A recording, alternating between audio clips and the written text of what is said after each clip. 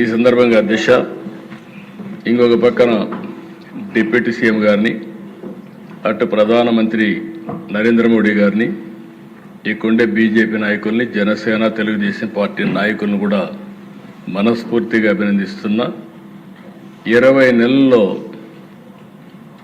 ఓసారి నాకే అనిపిస్తుంది మనమే ఈ చేయగలిగామనిపించే విధంగా అందరూ సహకరించారు. ఈ సహకారానికి మనస్ఫూర్తిగా మరొక్కసారి మీ అందరికీ కూడా అభినందనలు. ఈరోజు అధ్యక్ష, రాష్ట్ర చరిత్రలో కూడా మీరు ఒకసారి చూస్తే ఇటు నేను కానీ పవన్ కళ్యాణ్ గారు కానీ ఏదో చెయ్యాలి అనే తపంతో అనునిత్యం ఆలోచిస్తున్నాం. విభజన జరిగింది 2014. రాజకీయ కారణాలు ఏవైనా కావచ్చు కానీ విభజన జరిగింది. దానివల్ల ఆంధ్రప్రదేశ్ నష్టానికి కొంత నష్టం జరిగింది. ఆ రోజు కూడా నేను ఒకటే మాట చెప్పాను, నా స్టాండ్ అయితే తెలుగు జాతి ఒకటే, విభజన చేస్తే ఆంధ్రప్రదేశ్కి న్యాయం చేయండి, సమైక్యంగా పెడితే తెలంగాణ ప్రజానికాన్ని కూడా కాన్ఫిడెన్స్ తీసుకోమని చెప్పాను తప్ప ఏ సైడ్ కూడా నేను సపోర్ట్ చేయకుండా తటస్థంగా ఉన్నాను. సరే, రాజకీయ కారణాలు జరిగిన తర్వాత దిశ కొన్ని డిసడ్వాంటేజెస్ వచ్చాయి. ఇక్కడ రాజధాని లేదు, పట్టణ జనాభా తక్కువ, వ్యవసాయమే ఆధారం, దీంతో ప్రభుత్వానికి ఆదాయం కూడా తక్కువ వస్తుంది. ఆ స్ట్రక్చరల్ డెఫిషియన్సీస్ కూడా ఉన్నాయి. అయితే ఆ దిశ యథార్థాన్ని ఎప్పటికైనా జీర్ణించుకొని మనం సమర్థవంతంగా ముందుకు పోతే తప్ప నిలదొక్కుకోలేమని అభిప్రాయంతో అంత మునుపు నేను చేసిన అనుభవం కూడా నాకు గుర్తించుకొని దానికంటే ఇంప్రూవ్డ్ వర్షన్ తేవాలనే ఉద్దేశంతో ముందుకు పోయాం.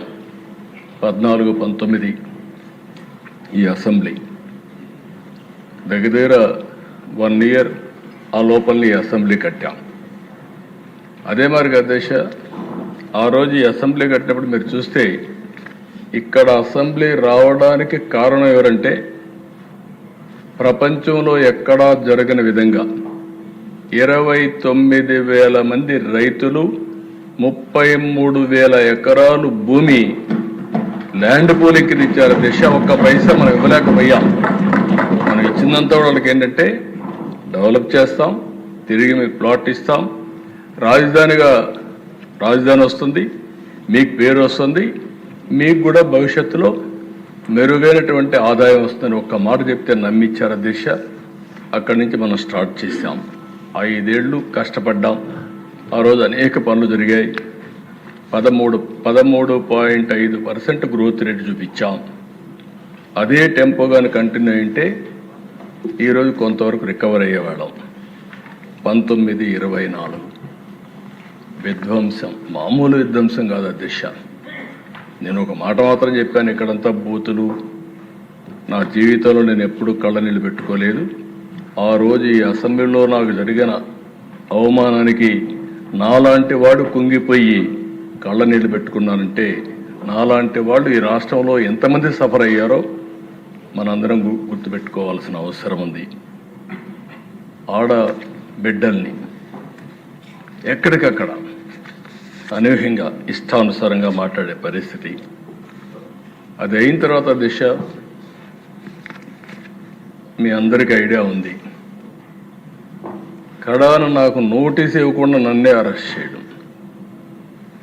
పవన్ కళ్యాణ్ గారు విశాఖపట్నం వెళ్తే ఆయన దిగనీయకుండా తిరిగి హోటల్లో ఉంటే బలవంతంగా పంపించడం.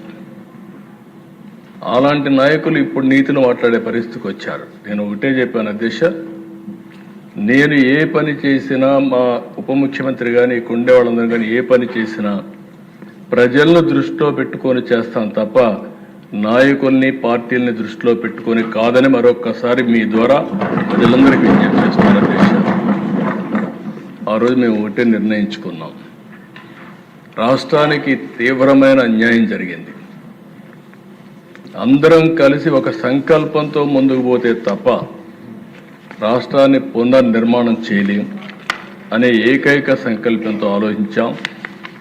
నేను ఆ రోజు జైల్లో ఉన్నప్పుడు నాకు బాగా జ్ఞాపకం అధ్యక్ష, పవన్ కళ్యాణ్ గారు బాలయ్య గారు ఇద్దరు వచ్చారు. వచ్చినప్పుడు పవన్ కళ్యాణ్ గారు బయటపోయి ఏది ఏమైనా ప్రభుత్వ వ్యతిరేక ఓటు ఒకటి కూడా డివైడ్ కావడానికి వీల్లేదు, మేము పొత్తు పెట్టుకుంటామని చెప్పిన వ్యక్తి పవన్ కళ్యాణ్ గారు అని చెప్పుకునేది. ఆ తర్వాత బీజేపీ అందరం కూడా కలిసి ఎన్డీఏ కూటమిగా ఏర్పాటు చేశాం. అయితే ఆ దేశం మనం గుర్తుపెట్టుకోవాల్సింది, ప్రజలు ఎప్పుడు కూడా మనల్ని వాచ్ చేస్తూ ఉంటారు, సరైన సమయంలో సరైన నిర్ణయం తీసుకుంటారు. తెలుగుదేశం పార్టీ ఎన్నో విజయాలను చూసాం, కానీ